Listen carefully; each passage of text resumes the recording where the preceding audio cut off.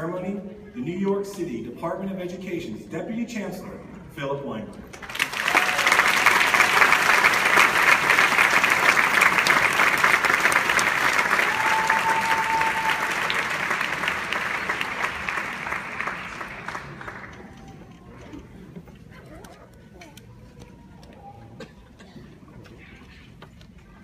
Welcome everyone, parents, friends, guests, and thank you to Vita Rabinowitz and David Steiner, Cheryl Brown-Graves, and Matthew Caballero, and the faculty of Hunter, especially the faculty of Hunter, for their commitment to the future of our educators. And good evening, class of 2015.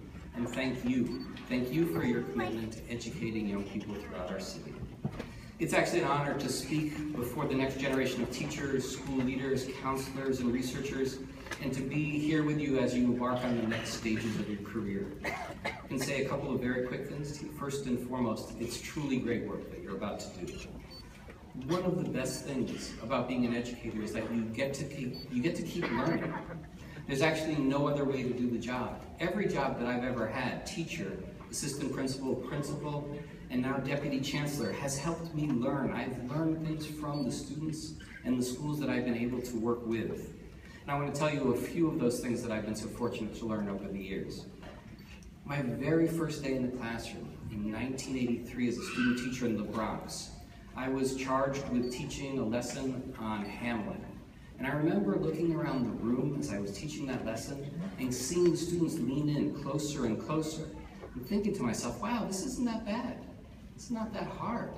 And the period went on and it finally ended, the students left, and I turned to my cooperating teacher and said, how did that go? He said, well, I think what you were saying was interesting, but they couldn't hear a word you were saying. The first thing I learned, my first day in the classroom, is one of the most important things I ever learned, and it's this, that the young people with whom we work are tremendously kind. And that is a very important lesson, because learning ultimately is predicated upon kindness. In order to learn, people must take risks, and no one will take a risk if they don't feel safe, and no one can possibly feel safe if they're not treated with kindness. Think about it this way, teachers need to make students feel safe so that they can take risks and learn.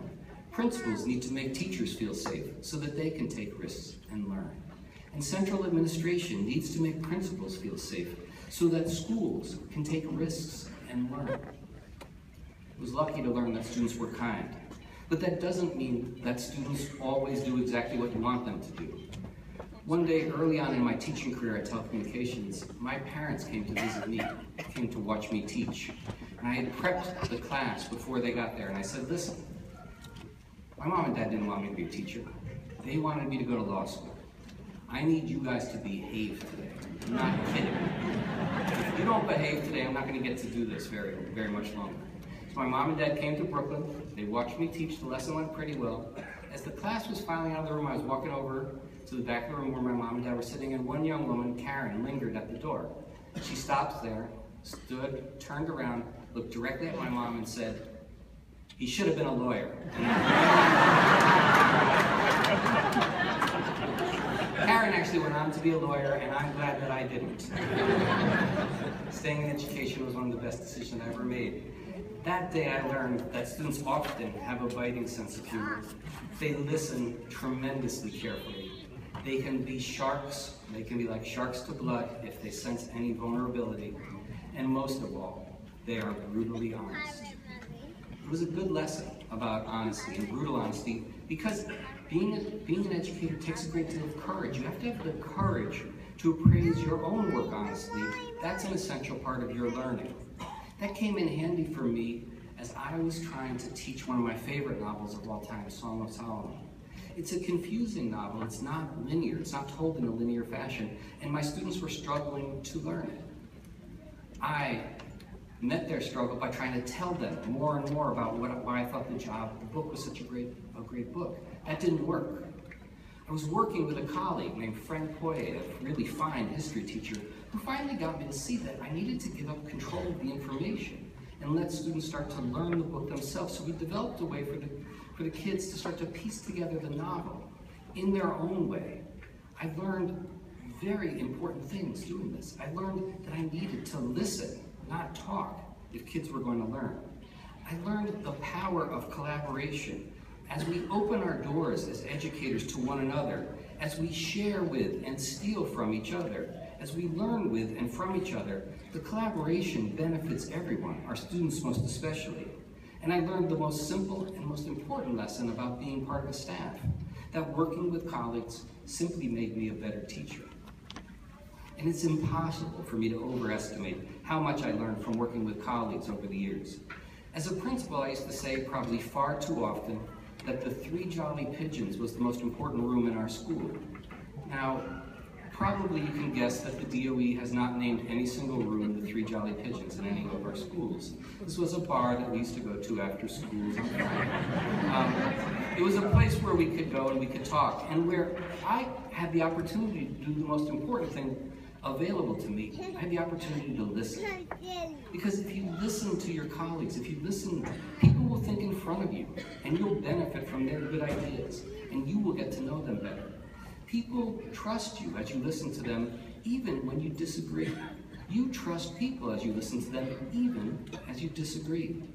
By listening to students, by listening to teachers, by listening to colleagues, I was granted access to their many good ideas, their good thoughts, and their good hearts, just because I was lucky enough to be in a room with them and to let them know I wanted to hear them. By listening, you create safety, you create a safe space for students and for your colleagues. And that's what will allow them to take risks, and that's what will allow them to learn. So as you graduate today, I want you to know that learning will continue to be an important part of your work, as long as you are an educator. And I want to tell you one other thing that you already know. Learning is hard. You do know that. You've spent the last couple of decades doing it, and it's the work that we ask 1.1 million students to do every day. Every day, we put new problems in front of them, and we ask them to think about their worlds in new ways. We ask them to try new things. We cause them to confront questions to which they don't have answers. We require them to face unknown. We require them to make mistakes. And despite that, they come back the next day for more. They come back and they do it again, and they do it again, and they do it again. And that's the example that we all need to follow. We ask them to do what I am asking you to do. We ask them to keep learning. So we know that questions, not answers, are our best teachers. And we know that the only real failures you and your students will confront are when we do not try, when we do not attempt to learn. So I will ask you to always try to be the student you admire most. Be the student with the rebellious streak, or the one with the curious mind, or the one with the thoughtful nature. One young person at a time, one interaction at a time, one lesson at a time, you will move our schools forward. You will help a generation of young people find better lives. And in so doing, your lives will be forever changed.